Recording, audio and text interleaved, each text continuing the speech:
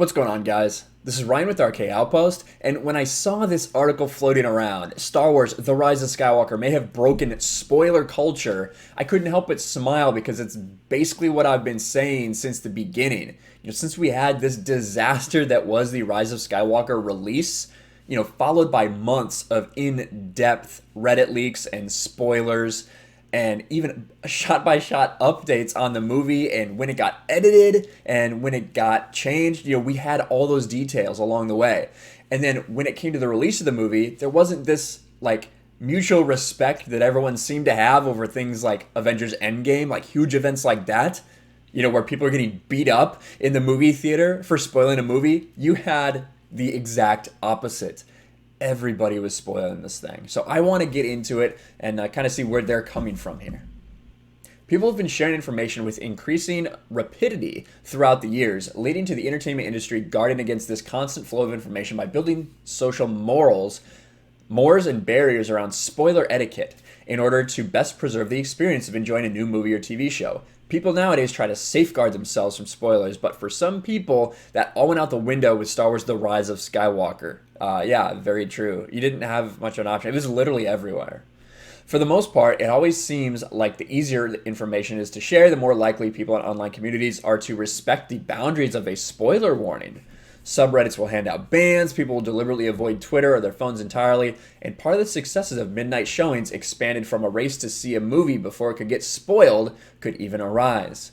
Nowhere has this been clearer than with the MCU. Yeah, exactly, kind of like I talked about. And for the MCU, if I wanted to avoid a spoiler, I was able to. No doubt. I was able to avoid Endgame spoilers for 48 hours after it got released, which may not seem like a long time, but it feels like it to me.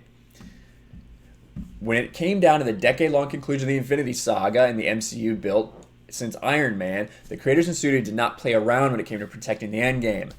The Russo brothers even imposed a spoiler ban for a set period of time and after the movie's release, extending an official window of time when details about its ending could be treated as hush-hush.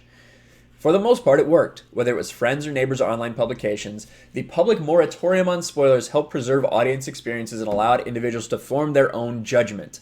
Except somehow, despite the two franchises sharing so much in common, the same courtesy did not extend to The Rise of Skywalker. 100% true. And it was, I do remember them talking about that, and I remember actors even coming out and helping encourage people not to spoil the movie. Now, just because that happens doesn't mean anyone's going to listen to them, but it was something different for that one. Part of the reason could sit in what's not necessarily a loss of hyper excitement, but instead a loss of respect. Bottom line, I completely agree. This is the problem. This is why this happened, a loss of respect. The previous installment, The Last Jedi, sparked online debates and divided fans more than any previous Star Wars films, with director Rian Johnson and his creative team attracting praise for their bold inventiveness, but drowned out in times by critics of their alleged irreverence towards the source material. Even by, people like Mark Hamill thought he had an irreverence to the source material. So, just to be clear. The background of such controversy almost certainly instigated the early review bombing. I love how they call it review bombing, when people review a movie of The Rise of Skywalker, creating a ripple effect where the film received far less respect concerning spoilers. Audiences grow increasingly dependent on online reviews and scoring of movies' quality to guide them and how worthwhile soaring movie ticket prices truly are. And with the latest Star Wars films reviews in the gutter at the moment, maybe etiquette around spoiler warnings quickly went the same way.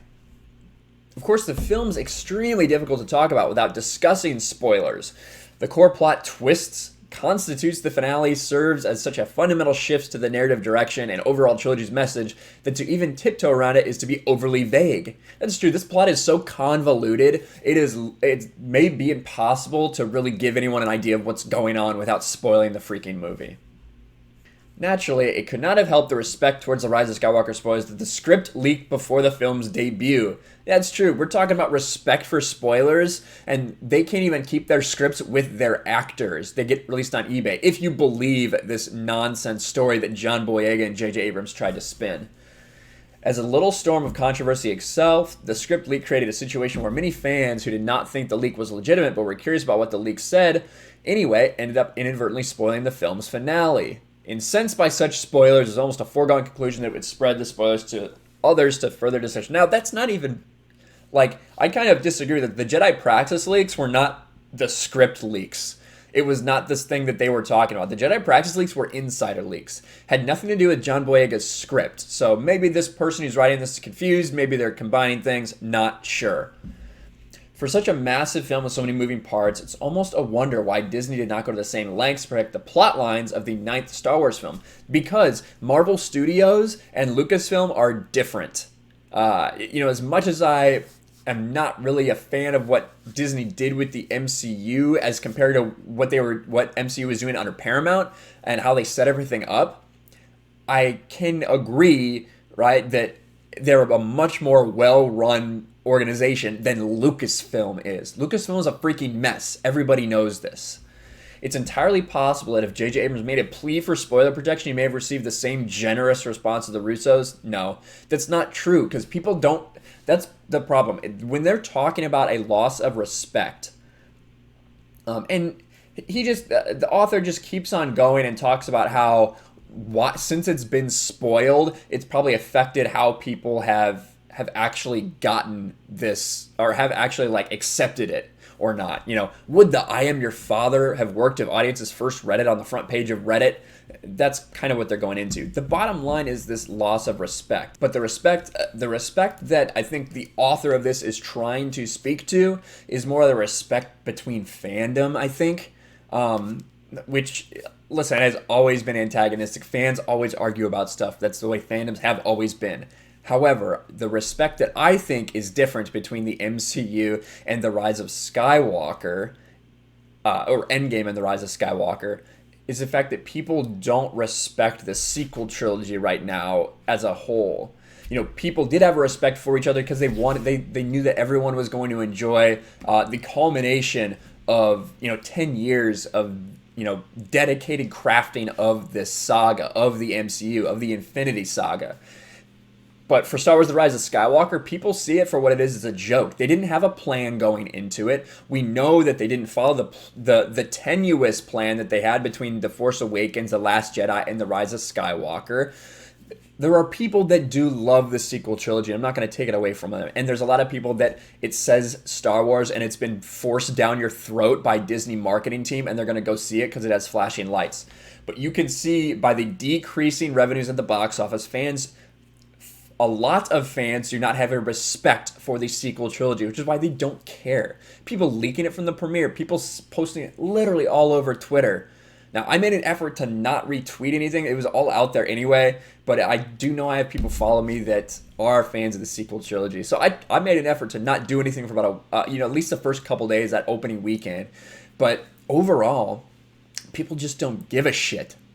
People don't care about the sequel trilogy, and that is a problem for Lucasfilm. That is a problem for Disney, and that is why they need to recalibrate. That is why they will be there's no doubt in most people's minds, I think, that Kathleen Kennedy is probably gone, whether they let her run out her contract or whether they actually let her go or let her retire or something like that. I doubt it would be Bob Iger sitting there, "You fired."